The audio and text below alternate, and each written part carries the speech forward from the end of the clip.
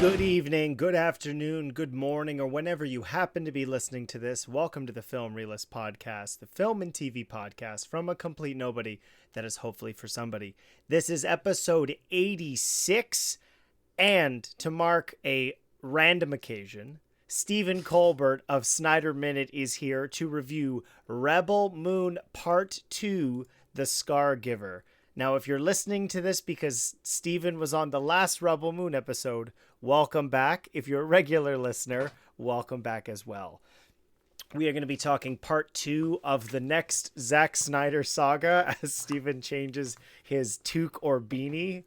And there's a lot to discuss. There will be a non-spoiler section, which will be marked in the time codes of the episode, as well as spoilers and what is happening moving forward that will likely be marked by its own time code. And then to round out the episode, we will continue this trend of answering the question of the week, and you can find out what is coming up on next week's episode. Steven, welcome back to the show. Thank you. I'm glad to be here. It's been a weird week. I think the last time we talked Rebel Moon, you both and I had been to screenings. You went to the premiere. I went to Toronto.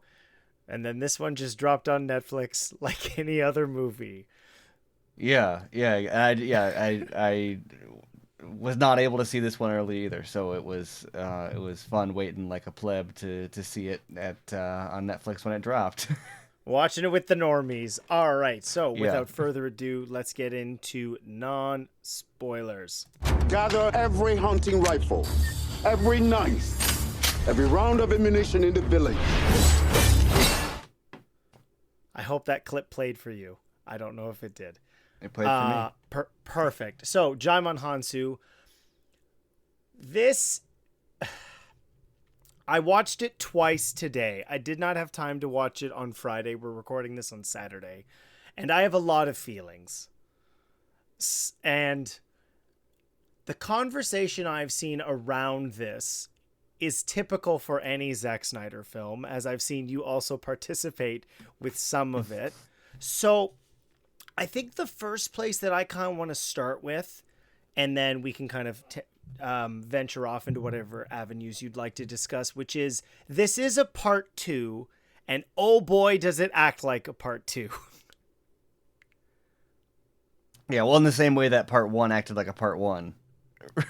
Right. Well, I think this. So this is going to be general conversation about part 2, but they're full spoilers for part 1. So if you're listening and you haven't seen part 1 yet, A Child of Fire, I don't know how to do this otherwise. But I did also rewatch part 1. We had been discussing the first one prior to coming on today, and I hadn't seen it since I saw it at the TIFF premiere.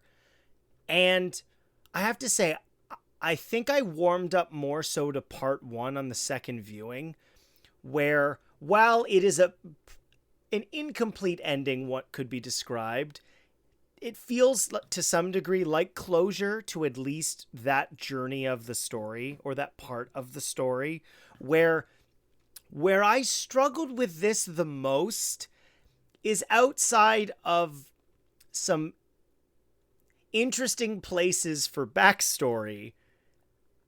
It's an hour-long action sequence, which I enjoyed for the most part. But in terms of this having its own singular narrative to be distinctive from part 1, we had a really great conversation about the extended cuts, what that's going to mean. I recommend everybody, if you're listening to this and you didn't listen to Steven and I discuss A Child of Fire, please go there and then come to this. And so I'm all out of sorts. Steven, help me sort this out. Well, I think it's fun, and this is where I always come in. Obviously, as anyone that has heard me on here, or especially if you listen to me and Andrew Dice on BVS by the Minute or any of those, or the biggest thing for me with Zack Snyder movies that is interesting is the most interesting part of the conversation revolves around like how we talk about these movies. And not just Rebel Moon, but like any Zack Snyder movie, there's a huge discussion to be had about like, what is this supposed to be? Like, how are we supposed to talk about this? And I feel like most of the conversation being had around most of his movies are not really it's not really relevant to what the movie is trying to even accomplish. And this is especially weird because I mean there's a variety of factors, from the way it's cut in half to the way that it's the PG-13 versus the R-rated cuts, and like, how do you are you judging it on its own merits? Are you judging it as a Zack Snyder movie? Like, there's a lot of things that I've seen for this movie where it's like, if this had come out and there was, it was someone's directorial debut, or it was from some anyone else, even just take Zack Snyder's name off of it, I think the conversation is entirely different surrounding it. People talk about it fundamentally differently than they do with the expectation of what it means to be a Zack Snyder film. And and I don't know, it's really interesting. I enjoyed it. I'd be interested to hear. It sounds like you've had a lot of reservations. I'd be interested to hear a lot of that, because this is one of those ones where I watch it and, like, I get from a story perspective about the kind of non-traditional structure and the part 2 issues, but, like, for me it flowed and it had great action and cinematography, and I just finished watching it for the second time, and I think it's great. Like, I get, like I said, I can understand some of the criticisms of like, story and pacing or whatever, but I think it's a fun ride, and I think that a lot of people on Netflix that are outside of the, like, film discourse are, I kind of imagine anyone that puts it on not knowing what they're getting into or doesn't know who Zack Snyder is probably just going to have a fun time with it. Yeah, I think the conversation on Twitter is going to be vitriolic, and unfortunately you can't just have a conversation about the concepts, which is why I'm a big fan and supporter of Snyder Minute. Andrew Dice is not listening to this, but I want my final 2 parts of Justice League.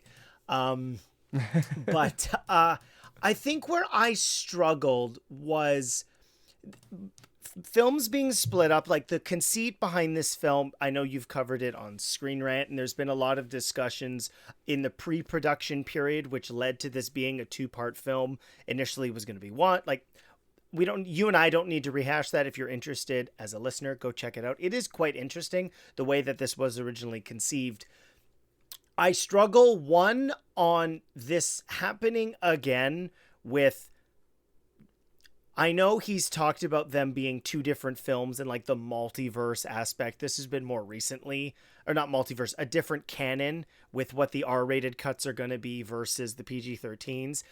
As somebody who has thoroughly enjoyed Zach's director's cuts of the DC films, I have the 4K pack reflecting in my eye. That being we got Man of Steel, ironically, being the only one that did not receive an extended cut. I guess that's the one the studio had less interference in. But then we all know what happened with BVS and Justice League, of course, surrounding that tragedy. But I rewatched part 1, again, not remembering very much of it, which is, for me, one of the first things, which was, what are the characters' names? Because when I did my trailer reacts videos, I could only remember Korra, because the film is full of interesting characters, and a conversation we had around the first film, which was, I really enjoyed the world. The Rebel Moon world and that lore, I'm very interested in. I think where I'm kind of struggling, the cinematography is certainly captivating. This does not look like a streaming movie, which is an insult for the most part. There are films that look like they're made for streaming services, and then there are films that do not.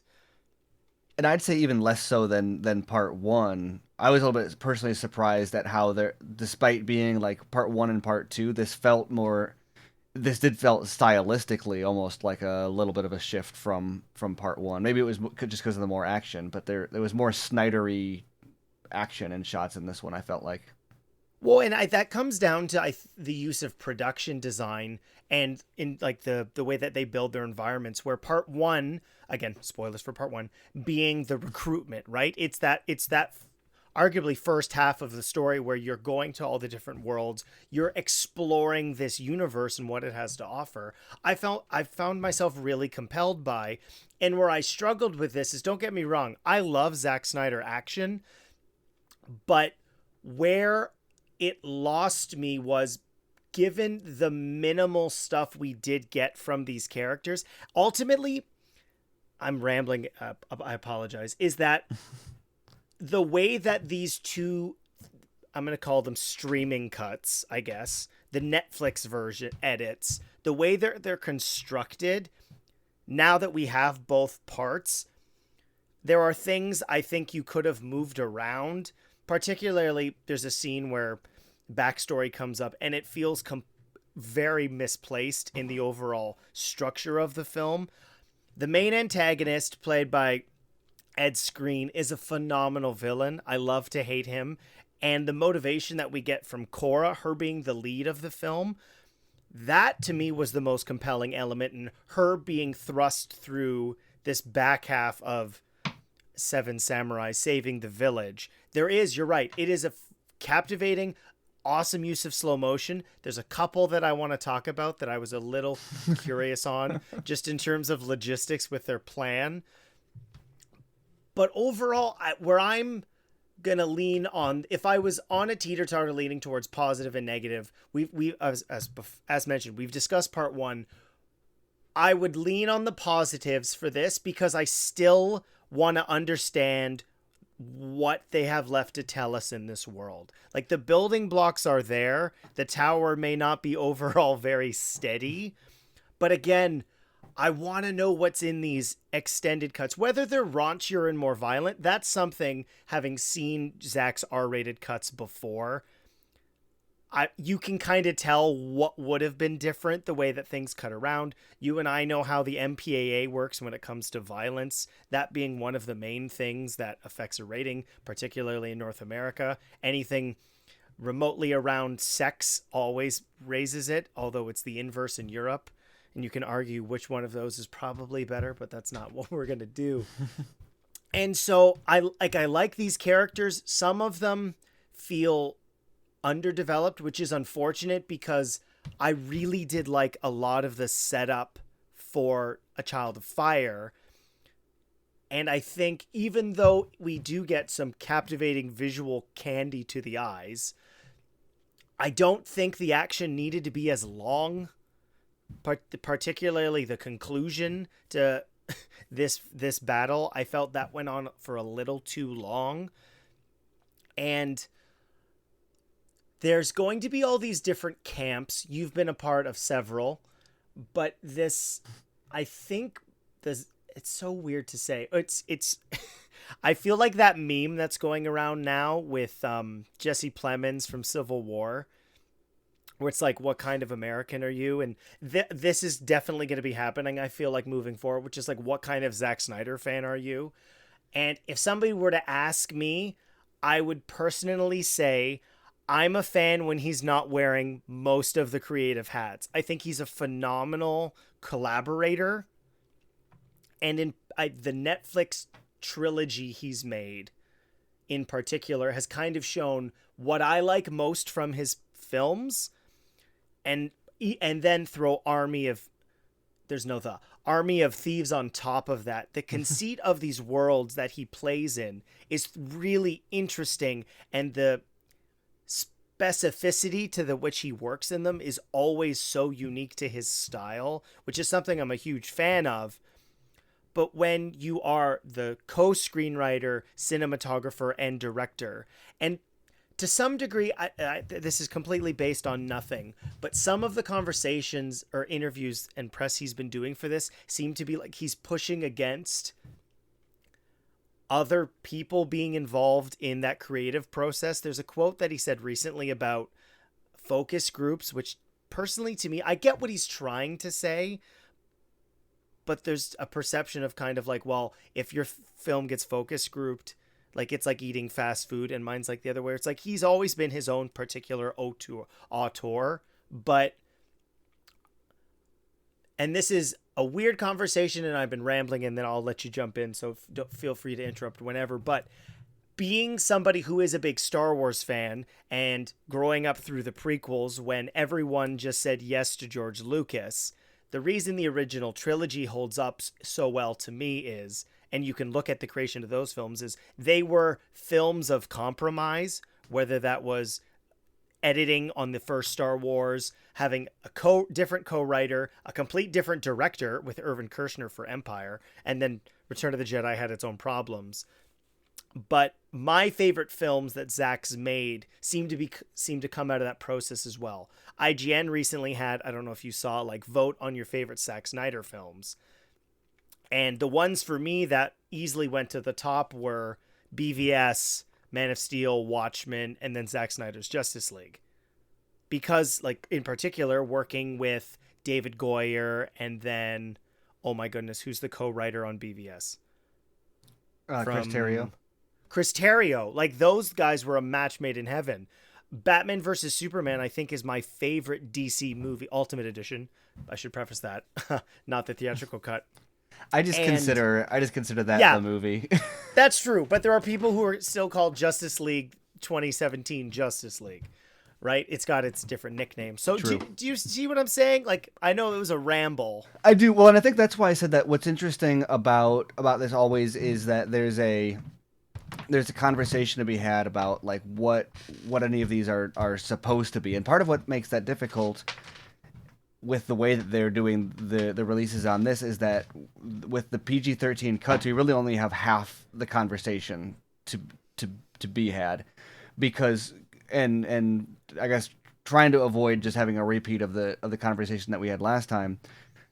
But functionally, he had this idea for the movie, and really the movie that he is making is the R-rated version. And so traditionally, the PG-13 cut is a pre-production compromise that happens, because they say, oh, you can't do all this stuff, and they cut it down. I think after Justice League, when he kind of learned, anyone that's familiar with the Snyder Cut production, not only did he go back to the, and use the original shoots, but even during the original shoot, there was stuff that had been rewritten that he then shot his original version of. And so he actually did multiple takes of stuff, like, kind of behind the studio's back. And so I think that gave them the idea that, oh, hey, if there's this demand for a sanitized Zack Snyder thing, and the streamer wants that, the studio wants that, whatever, let's go ahead. We have the ability to deliver that. If we are in collaboration from the beginning, hypothetically, we have the ability to deliver that version of the movie without destroying what the pure version could be in the process. Because, like, for example, even Zack Snyder's Justice League, despite how close it is to the original vision, it still lost a bunch of stuff, like Bruce and Lois relationship and all that kind of stuff that was in the original version that got totally rewritten. And so this approach in concept is supposed to be like, oh no, this is like the Snyderist version of the movie that, like, would never exist in any capacity ever. Even if they had been like, let's only do an R-rated version of the movie, that version wouldn't exist. It would have been somewhere in the middle. And so it's kind of like saying, okay, look, let's make the version that's all the compromises, but I'll participate in the compromises, and we'll get that out there. And then we'll have a version that's just not 95% me, not 98% Zack Snyder, but 100% Zack Snyder. And commercially speaking, or critically speaking, or entertainment speaking, that's going to be a crapshoot, right? In terms of how that's received. As someone who, like, is kind of a student of the Snyder stuff, I'm fascinated by it just because of the nature of, like, what is that? That's a cool process to be able to compare. Like, we're not just talking about alternate cuts, we're talking about alternate productions. We're talking about, even when the dialogue is the same in the alternate cuts, it's going to be different takes and different performances. I keep on using the example of, like, 300. Imagine if you had a PG-13 version of 300. Certain stuff, once you take out the violence and the sex to make it PG-13, there's other things that start to not fit. Like the This Is Sparta kick.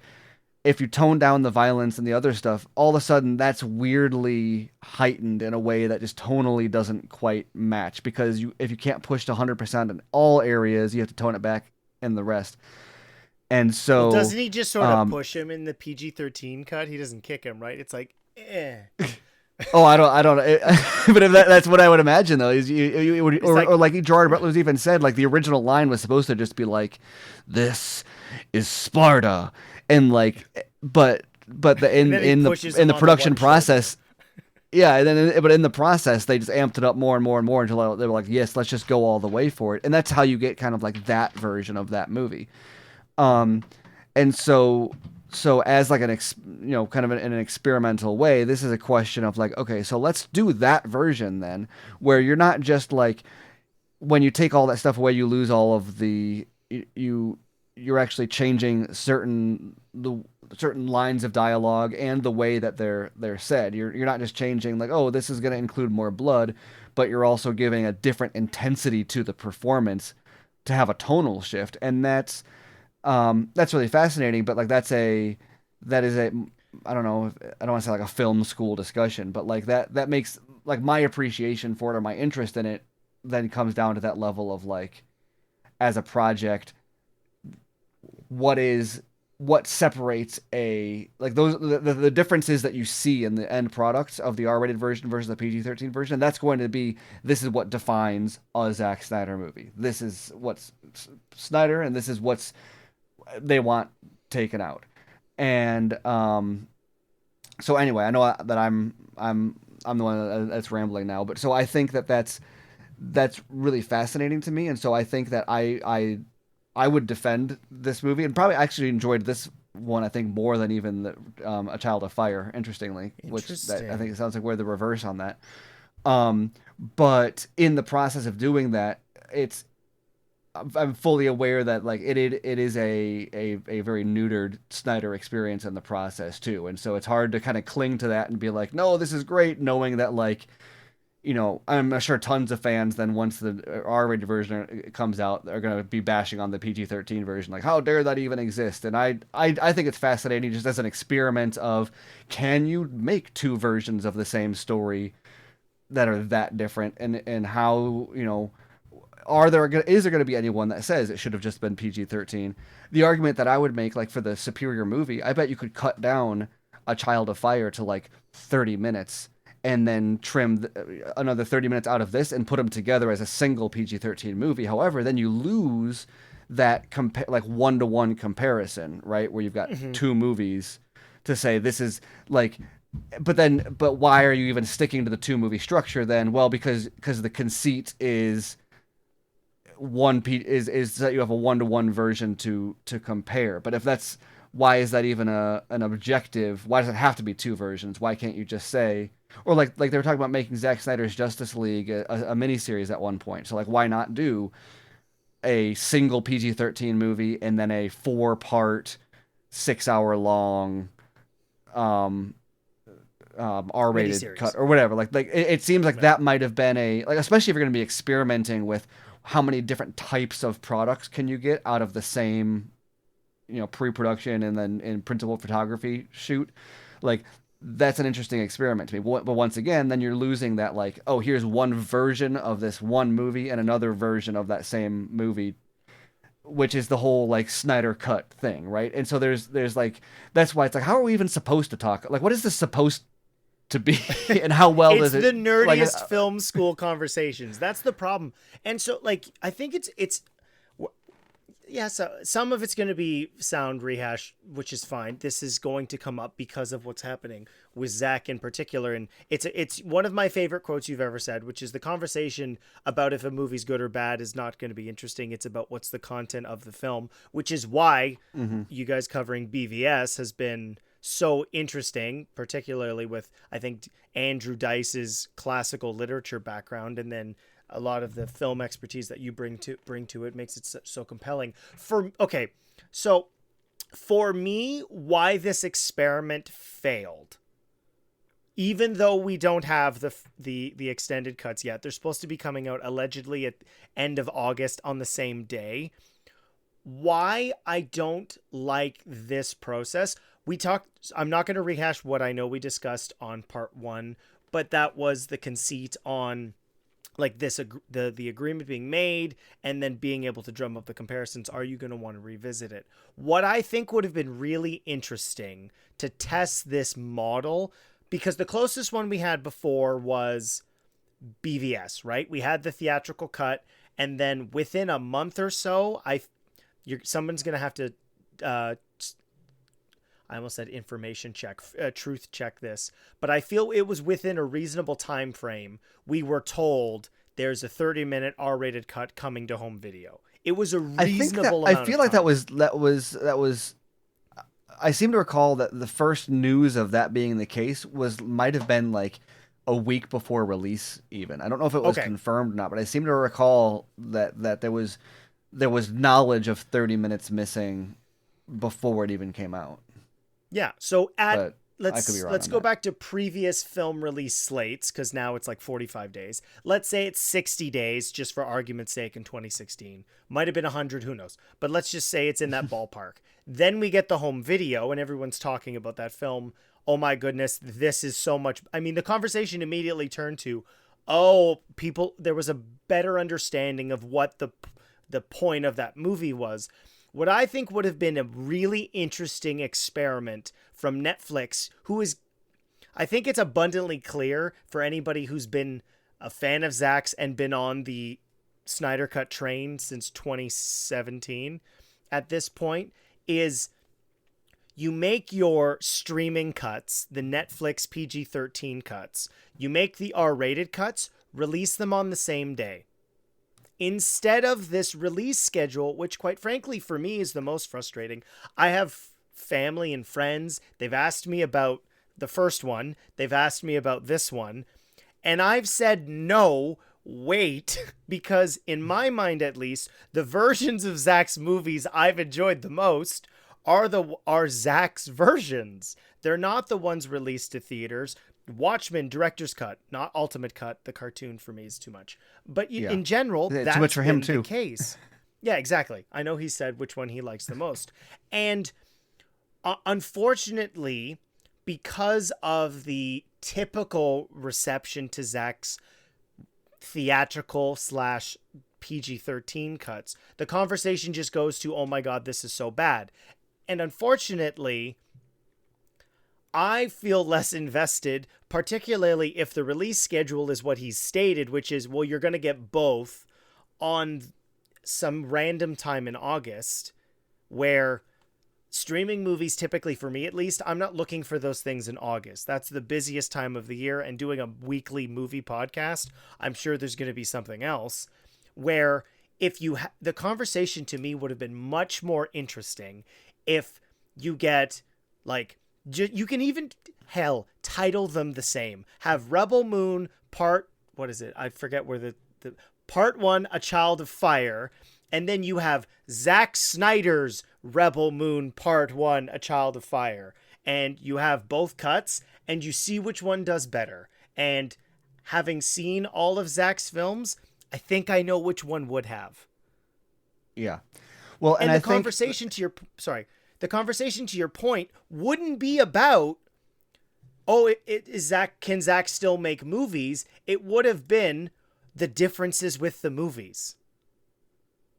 Mm-hmm. Well, right? Because the conversation right now is not that. Yeah. Well, and that's why, like, it's hard for me to,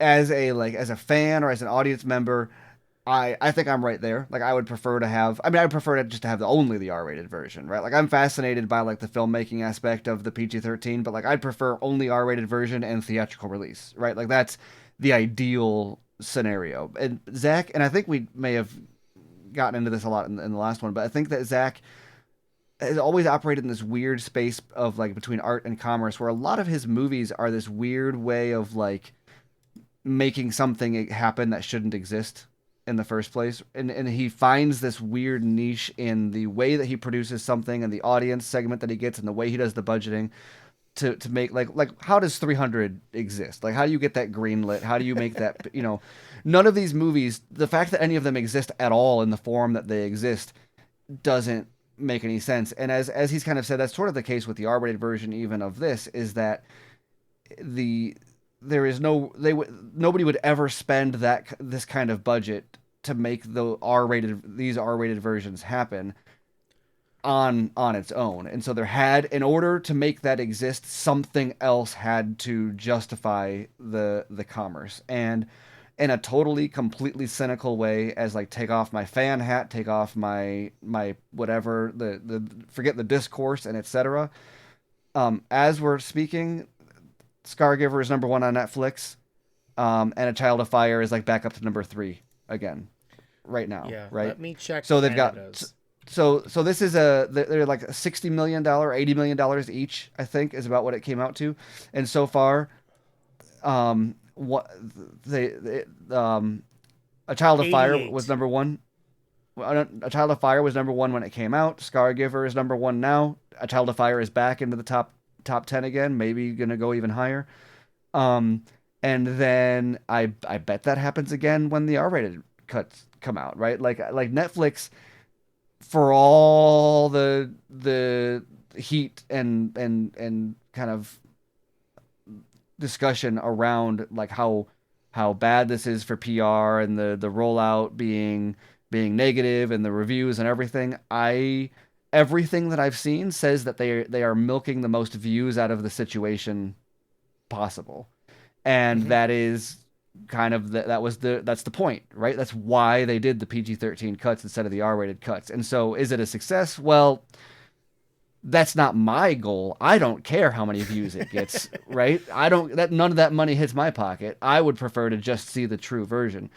But as a bargaining chip, in order to make sure that the R-rated cut that he's been talking about and advertising, like, if it is as advertised, and if this is what is necessary in order to make that happen, well, that's that's what everybody's reacting to right now is the sausage getting made. Is Zach knows that he's got to play this game in order to get his thing done, and if his thing delivers, great. Now, if it doesn't deliver, that's going to be like, okay, you put us through all of this for a, if the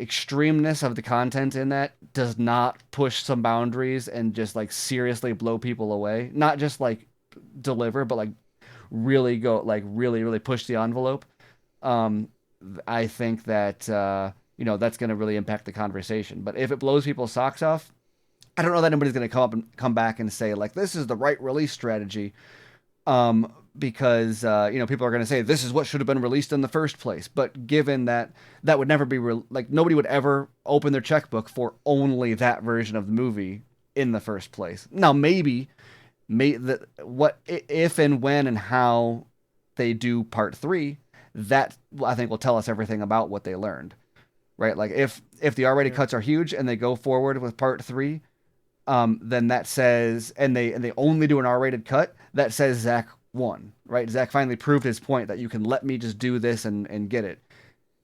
If they do the same approach again for part 3, then that's kind of confirmation of like the cynical, like Netflix, like, what, they got what they wanted out of it and they want more. They're playing with us, Steven. That's what they're doing. Yeah. They're like, Zack Snyder made a new movie. And yeah, I don't know. And I think I love talking about this stuff also, but I think this is the second movie that we're reviewing, and we're, how long we've been talking about it now, and we're still talking about like the release schedule and the different cuts, and like we haven't even talked about like Jimmy like pulling a Wonder Woman, or like we'll get there. So I think this is the perfect opportunity to kind of like so vagueness around this film's not in terms of what's in this is.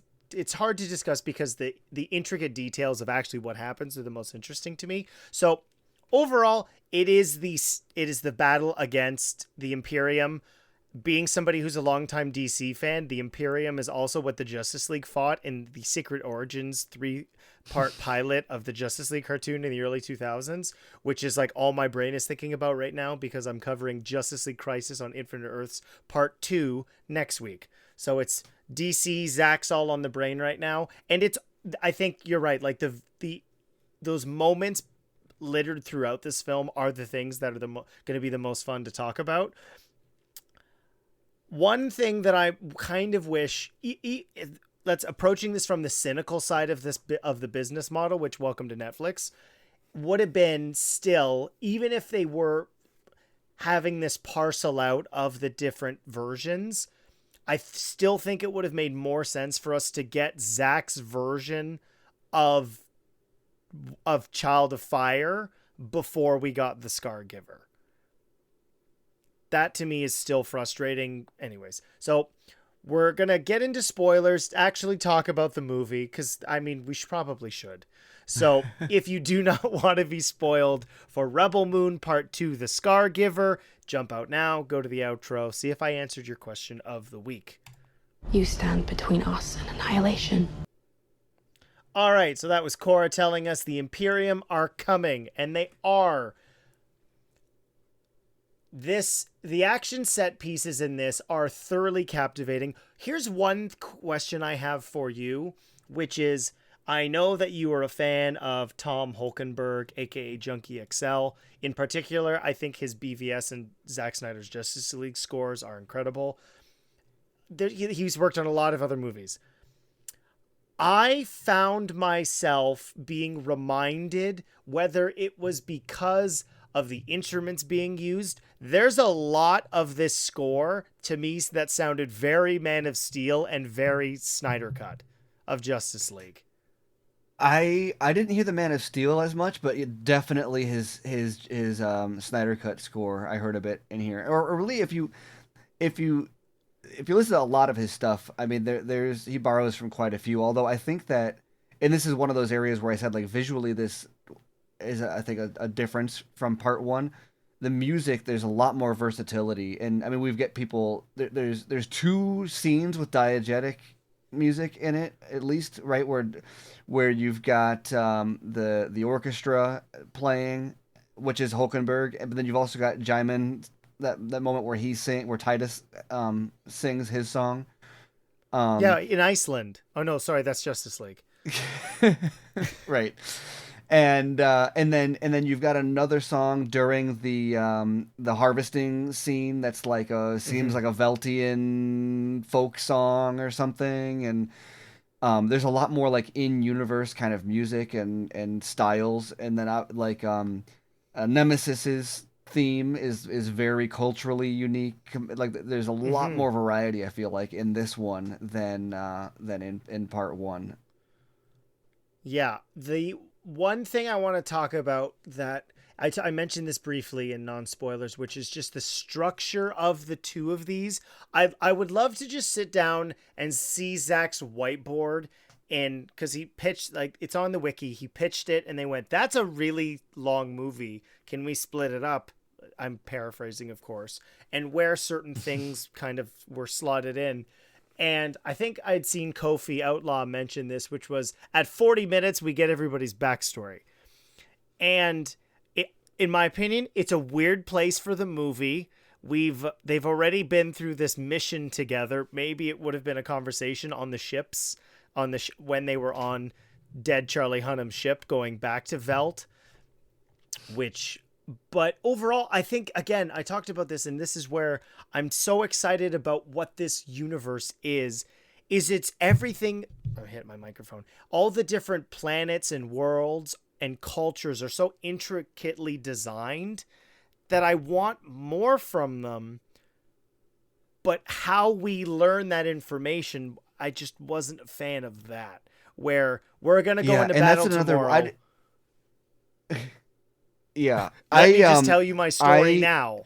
Well, and that's also a scene that was taken, kind of inspired by something he was going to do in Justice League 2, which I think maybe might help contextualize its placement in the story also, because I think that's one of the many things where it's like, in the, because that's not going to be 40 minutes into the second movie in the director's cut, right? That's going to be like an hour and a half into, or that's gonna be like 4.5 hours into the overall story. And so, what if it's 15 I think that's one of those weird into this one? It's not the other way. Well, it goes closer to the beginning. Well, I think that's what's one of the casualties of the way they split it in half and then shortened them, is that there is backstory in the first movie that got slashed to the bone, so much so that by the time we get there in this movie, it's presented as, oh, this is where we finally learn about these characters, as opposed to we'll already have known them, and this is like a further look and twist on them.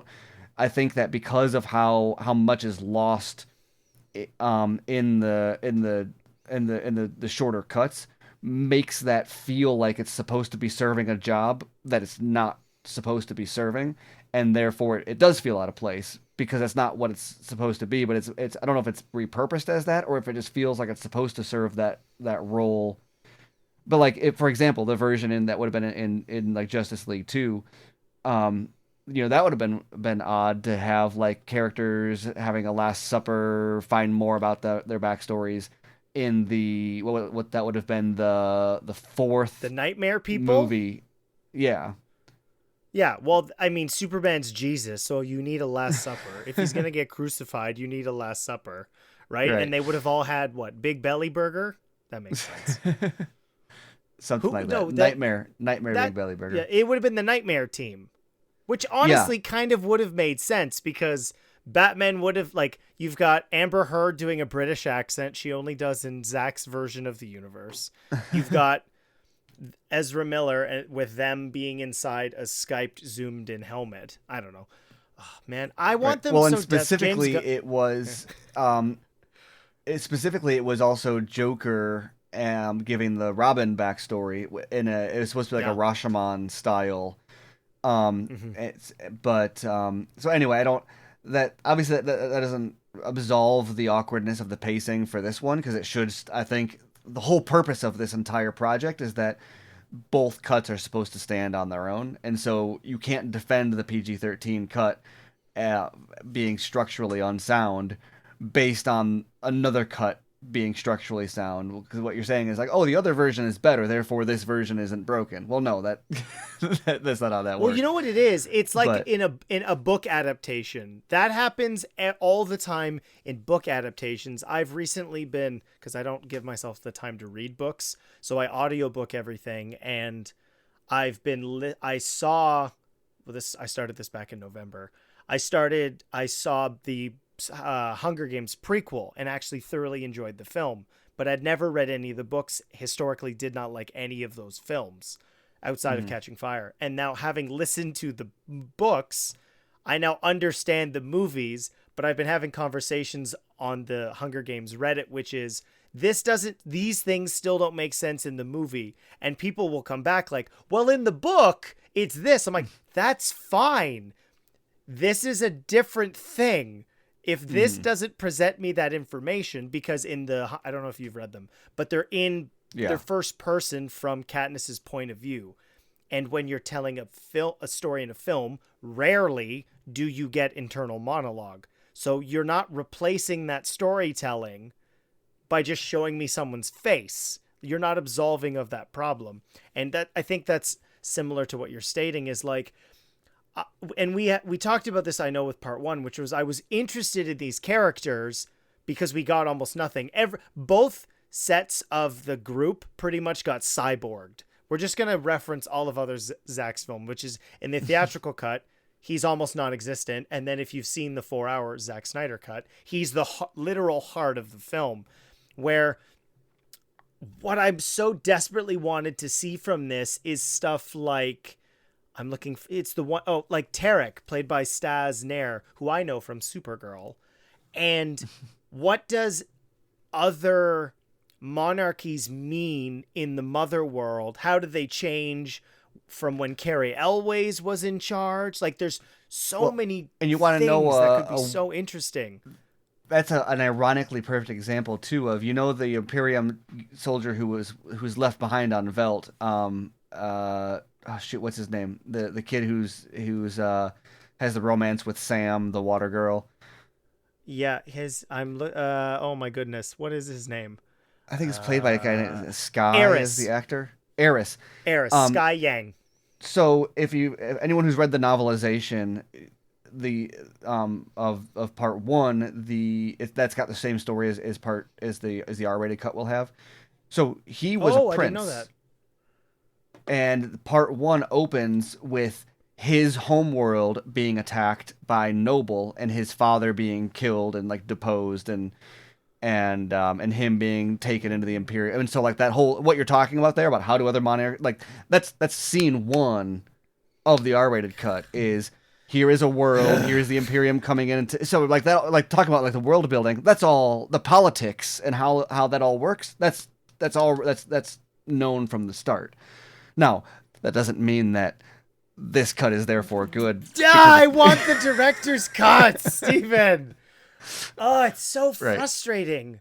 Like for me, like a lot of this film in particular, I don't want to say suffers. I had a good time with this. I'm going to be completely frank with the audience and you.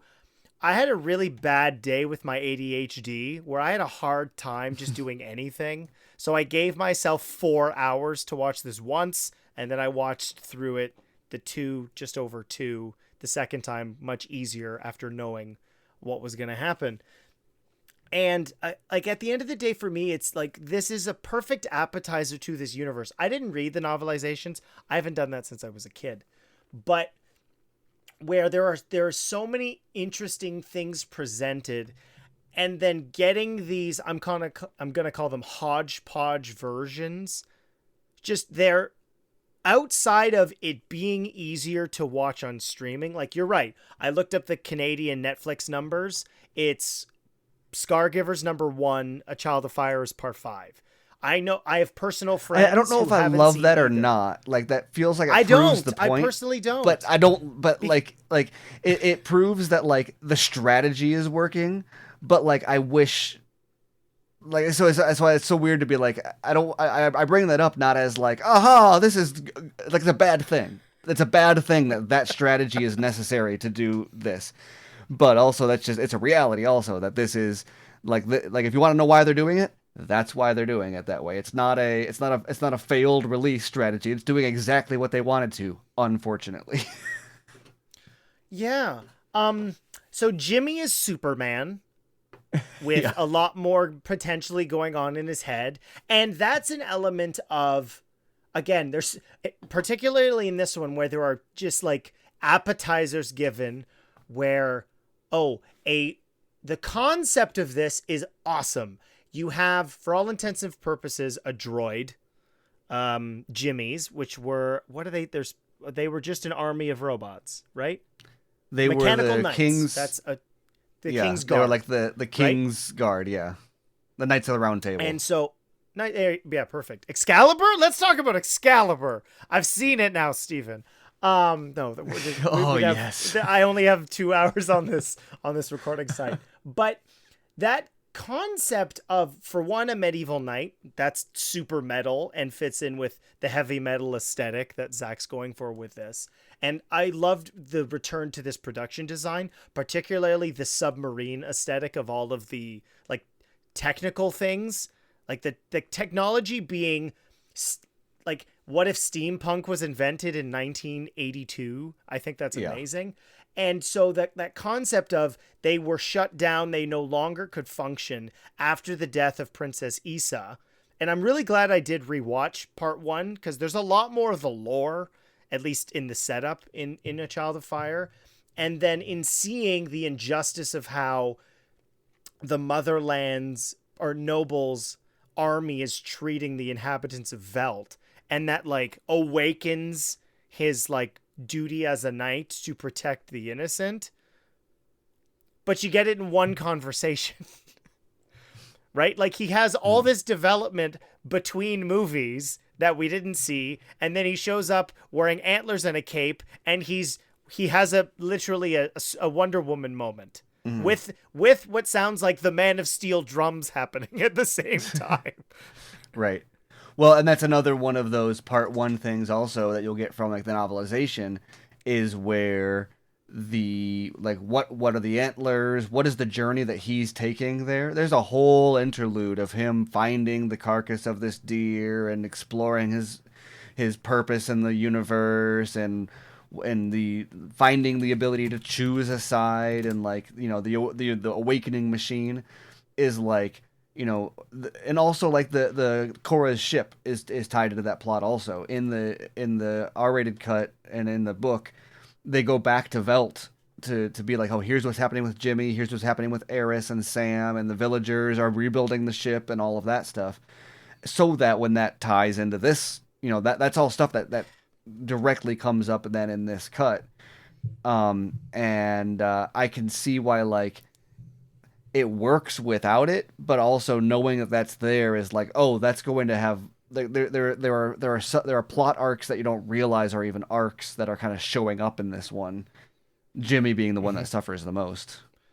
Yeah, I think the arc that from what's left that seems the most complete is the relationship between Cora and I've heard people say Gunnar and Gunner, but I'm gonna just Gunnar. go with Gunner. Yeah, Gunnar. I don't know. Let's all make the names interesting. I think it's ironic that both of the guys from Game of Thrones are in this, and they never really did press together, which is kind of annoying.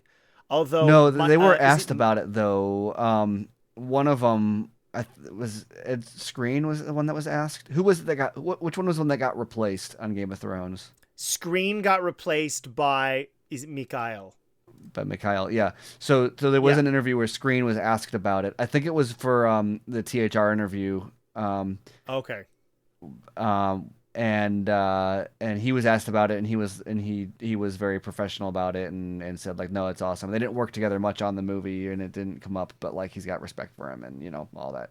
I mean, it's not like it's Mikhail's choice, right? You get hired for a job. Yeah, it is what it is. I knew personally Mikhail from, not personally, I don't know him, but from Orphan Black, which he was awesome in. He was in Orphan. Am I getting him confused with? No, I am. He's the right person. Anyways, and so that relationship, I really liked the back and forth that Cora has with her own identity is something that I fortunately tracks through both parts, particularly being somebody who's like only sees themselves as a problem in particular, and you can see why because of the the consequences of a child of fire, and then the developing relationship she does, what is shown with her and Gunnar. Nemesis, I don't think's given enough outside of the flashback we see from her, and so this is a stupid thing to complain about, and I know that. We talked about the origins of this, Star Wars removed and whatever. That's okay. It's fine. This is its own thing. I have accepted that it's its own thing. I wish for something, and this, you can't have this in these versions. There's not enough time, so I'm just complaining. I know these plasma swords are hot when you hold them, but it just kind of seems like random people have them. It doesn't seem like, I think in my mind at least, they would have made more sense as weapons of the King's Guard than being robots. And like, I get how the gloves work. I understand that part. But when it's just kind of like, well, she's got them and some of those guys have them and the colors are flipped, but there's not outside of that to me. It's like, it's just a melee weapon. Yeah, and that's you can put it together a little bit if you follow what they say in the movie, but without for me it's more clear because I had the backstory already primed. But for the Imperium, they are the swords are wielded by the Kryptans, which are like older. They all have white beards, and they're all like veteran soldiers of the Imperium. Who like the prop master said something along the lines of like, who knows if they're just like super highly trained or like they might go on like they might take like be on drugs like when they go into battle and stuff, but they're just like the next level elite whatever. And so that's one of those things where you hear that and then you see the movie and you're like, okay, I mean none of that's really present, but then the notion of that type of soldier though, I'm like, man, if I would love to see them follow through with that level of like watching that and be like, are these guys on drugs? Well, like I mean, some of the regular soldiers just seem completely insane, going back to the way that those like three guys react when they land in Velt to begin with. Mm-hmm. I'm still really confused why Zach cast Frey Fee as Balisaris when most of his screen time is him old. Yeah. And then I don't know. I love how Carrie Elways is just popping up in every big, like all these big films now. He was in Mission Impossible: Dead Reckoning for 5 minutes, and then he's in these. Like, I know I've said this like 4 times. The world, I'm probably going to go now and listen to the book. Actually, I don't know if I'm going to. If you were me, Steven, should I read or listen to the extended cuts or just wait 3 months? Are you months for the more or movies? less interested in the book knowing that there's a very extended scene explaining in very graphic detail what Noble does with that tentacle creature in the first movie? I don't need to know that, so I guess I'll wait for the movie. I kind of guessed based on what was going on in this version. You won't need to guess in the book. Perfect. Let's all right then. You will wish segue you knew less about it. Oh, I mean, Zach's had tentacles in other movies before. If you look at the way that all the ships kind of load in Man of Steel, it's all very naturalistic. I know it's not, but they're penis ships in Man of Steel. It's kind of the same. I'm a little, you know what I was disappointed most by? I was really hoping somehow they were going to bring back Ray Fisher with like an not an iron lung, just like a robot chest. Like the inverse of Jax from Mortal Kombat. Because he's just not in it enough. Right? And well, like he's a being lot cagey of this, in interviews too. People will be like, "Is he coming back?" And he'll be like, "Oh, you never know. I love Ray." And it's like, I don't know. He's dead. I don't know how I'd feel about that. At this point, he's dead. Yeah. I liked this film. The more we've talked about it, there's a lot that I liked about it. It's a lot of interesting use of slow motion, which I always do like for the most part when Zach does it. So here's my question, because having seen the movie yes, twice I love now, the farm scene. Thank you for asking. Steven, do you love the farm scene? Yes. No. So what the actual plan is, I think, was quite brilliant, particularly pretending to be dead soldiers, using her ship to get on to Noble's ship. I thought that was really, really cool. Here's where it doesn't make sense to me. She gets into the core of the ship, plants the bombs on the face with the electrical cables coming out of her mouth, gets caught by one guy, shoots him. As opposed to just leaving, she jumps off and just starts killing those guys. She didn't need to do that. She could have just left. Like, there's no like, it's the same thing. Like, I'm not making a comparison to Star Wars. I am, and I'm not. Like, the guys who fire the Death Star beam, there's no rail for them to lean on. Like, you slip and you're dead. Same thing with this gantry. It's just like 3 narrow pipes, and then you fall, and it's the guys who are shoveling coal into the Titanic. Like, somebody's probably fallen there before. Like, don't get me wrong, it's a cool slow-mo shot, but Cora, honey, you're doing work you don't have to. Yeah, but it looks good. Yeah, okay. It's the rule of cool. That's not always enough. The plan made sense. She made it take longer. And that's why Gunner's dead. That's what I'm saying. If she got back soon enough, Gunner doesn't get shot. And then maybe she's happy and doesn't have to go find Princess Issa, who's still alive. Also, who did she give a scar to? I watched this twice. If she shot Issa, so she's just dead. Well, when we see her dead, she doesn't cut anybody. I honestly assumed she shoots Balasaurus, like hits him in the face or something. Like, Jaime Lannister. I wasn't clear on if the name was given prior, like, if the name is because of the assassination, or if she had already earned that prior to. Still, it's not exactly clear where that came from. But I agree that, like, especially for the movie to be titled The Scargiver, it'd be nice to know where that name came from. Well, okay, so apparently the book goes into a bunch of octopus sex, but doesn't tell you why she has this like mythical nickname. Okay. It may. I haven't read Yeah. I haven't read it in some time. I stopped shortly after the octopus sex. I'll be honest. That's like I tried reading Fellowship of the Ring, and then I got to them singing for the fourth time in the fields, and I went, no, not for me. So I think this is a. Do you have anything else you wanted to talk about specifically with part 2? No, I don't think so. I mean, we could find stuff, but I think that's a good overview. Perfect.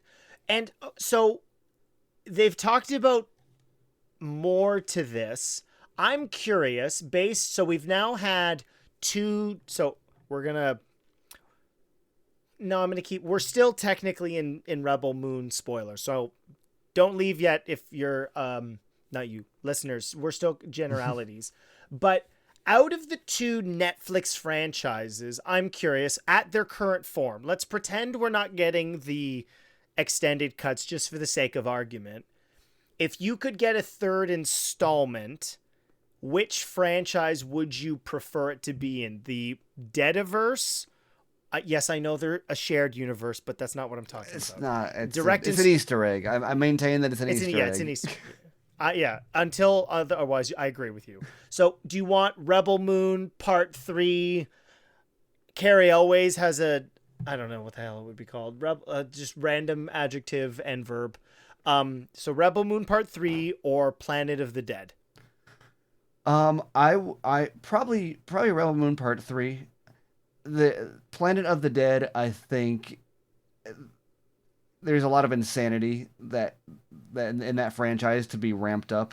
And I know a little bit about where Planet of the Dead would go and like what the animated series would do. That is like you want to like it's like a Fast and Furious level. Like, oh wow, this is not where it started. Where like with just like the level of insanity of like interdimensional travel and aliens and like oh wow, this is a much bigger deal. But I think that like just the universe of Rebel Moon, I'm far more interested in that sandbox getting explored as much as possible, and the cast and I don't know. So like, I'd love to see Planet of the Dead, but I think like if I could buy a ticket to watch one of those tomorrow, it would be for part 3. Or 3 part 1. I think they said it's a trilogy in 6 parts.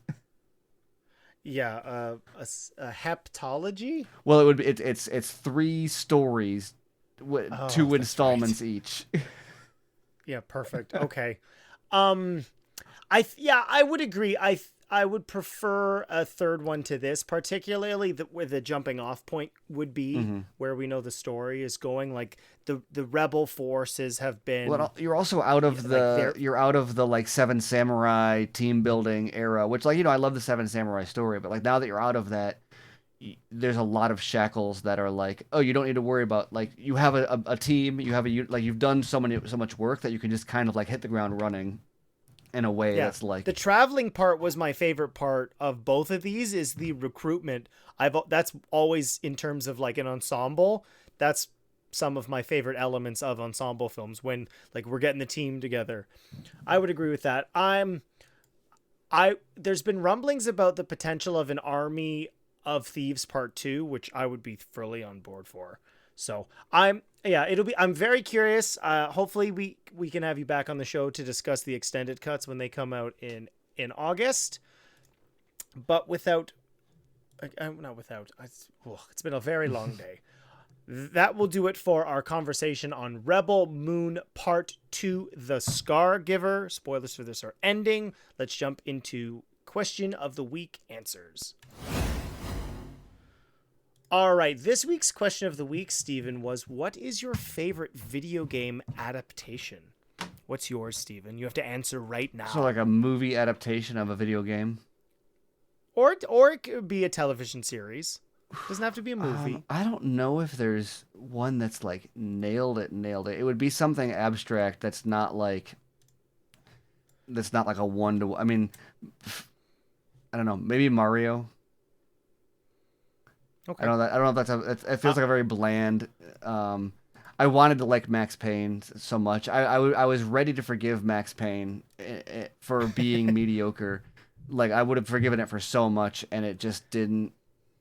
Like that would be like my if they would just nail something like that, I would love that. But yeah, there's nothing else that's come across that's like a good like story driven thing that really nails it. I started Fallout. I thought the first episode was good. Yeah, I quite enjoyed Fallout. We're gonna quickly go over the listeners' answers, and you're gonna find a theme. So Dylan Pollock wrote in, my favorite is probably the Last of Us television adaptation, okay, yeah. But Mortal Kombat is a guilty pleasure watch, the original of course. Scotty Cameron wrote in, it's probably the first Mortal Kombat by default. A lot of my favorite video games, Halo, Assassin's Creed, Prince of Persia, and Mortal Kombat, all have mediocre to terrible film and TV adaptations. That's true. Remember when Jake Gyllenhaal was from Persia? I do. Jermaine Jones wrote in The Last of Us by far, then the original Mortal Kombat. Stephanie wrote in via her husband Mike. Hi Mike. Without hesitation, said The Last of Us. He also said Fallout isn't too bad so far. Halo is a disgrace. And then Jillian Jones wrote in The Last of Us, if that counts. A lot of people watch The Last of Us. Yeah, I that is a game I need to play. I thought the show was good, but I have very little emotional attachment to the property already. But I thought that's fair. I thought the show was solid though. Yeah, I thoroughly enjoyed the television series, and Fallout I really liked, and I'd never played any of the games. So it was for me it was quite refreshing to jump in knowing next to nothing. Overall, it takes a little while to get started. If you're a fan of Westworld, I found a lot of similarities, and I think that's because Jonathan Nolan was involved. Not that those are bad things, but there's a lot of similes there. I find it really interesting that this didn't come up. I did a review of the spin-off series, but my personal favorite video game adaptation is the Castlevania Netflix series. Oh, Having never played those games, I absolutely loved the story.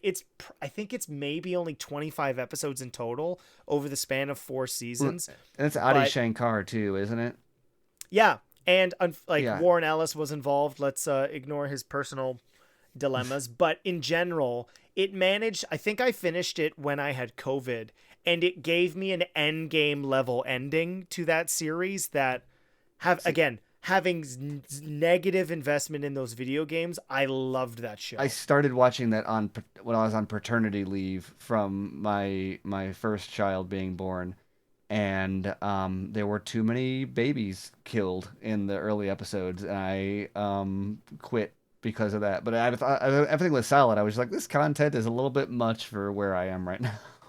That's completely fair. I watched the first episode of Shogun with my wife, and as soon as they were handing over the baby to be killed, she's like, I don't want to watch this with you. I'm like, that's fine.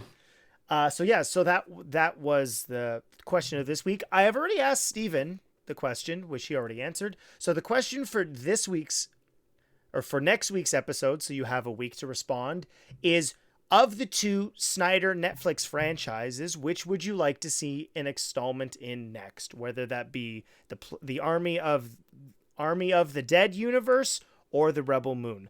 Steve and I discussed it, but I'm really curious to seeing what the listeners have to say, particularly if the investment in the Snyder stuff is clearly not as high as ours. So that I'm very curious to hear from there. Next week, as referenced already, will be a review of Justice League Crisis on Infinite Earths Part 1, which is available for digital rental and purchase on Tuesday, if you're really listening to this day of release, so tomorrow. And so I'm going to have James Strecker from Watchtower Database to discuss that. I'm very much looking forward to discussing that. It being another adaptation of one of DC's only comics that DC seems to want to adapt, which is Crisis on Infinite Earths. It was gonna be in something else. It's been in a lot of other things. So I'm curious to seeing what they do with this. Allegedly, there's going to be a lot of Bat Family stuff. And being of a similar age, Steven, it's already been confirmed. I don't know if you saw this, that Kevin Conroy's last performance as Batman will be in Crisis on Infinite Earths Part 3. Oh, wow. So if you didn't like the way he was in Suicide Squad, Kill the Justice League, hopefully you'll like what he does in Justice League Crisis on Infinite Earths 3. Steven, thank you so much for being on the podcast. Yeah, thanks for having me again. You know what? It's cards on the table. Our Rebel Moon Part 1 review is the most popular episode of the podcast ever by a lot. So, well, like I said, the see numbers, if, the strategy works, Yeah. right? The strategy works. So you can look forward to a 4-hour conversation with Steven at the end of August where we discuss both extended cuts. And I may or may not have read the book by then. I will not. Because I don't want to hear about that squid. Steven, you can hear on Snyder Minute. If you want to support the show, you can go to Patreon. Steven's on Screen Rant. You're doing something else, but I know it's not really public stuff, your new job that I know about. Yeah, I'm doing a lot less. I'm just working a normal office job mostly, so a lot that's taking up most of my time right now. But still involved in all the fingers in pies as usual, just not as heavily. Yes, you guys are up to minute. I was a little behind, so I listened to it relatively recently. You are up to, where did it go? Up to minute 137 of Batman versus Superman, the Martha Rescue. No one calls it that. It's the warehouse scene. So you can listen to all hours upon hours of content with Steven and Andrew discussing, in my opinion, one of the best DC movies of all time. My name is Kyle Naranya. The podcast is now on YouTube. So if you like listening to podcasts on YouTube and you just want to look at a static image of the podcast logo, you can look at it there. I do trailer reacts on YouTube, TikTok, and Instagram. I'm getting killed right now for my opinion on the Transformers 1 trailer, which I found shocking. But you know what? Negative comments still help the analytics. That will do it for the episode. I look forward to seeing you next week for Justice League Crisis on Infinite Earths Part 2. See you next time.